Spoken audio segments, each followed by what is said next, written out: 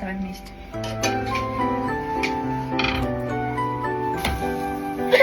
Ее же можно с двух сторон пожарить.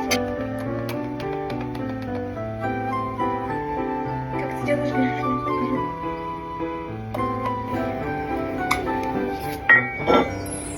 Ты что, целуешь сковородку? За что ты ее целуешь? Она тебе еду готовит?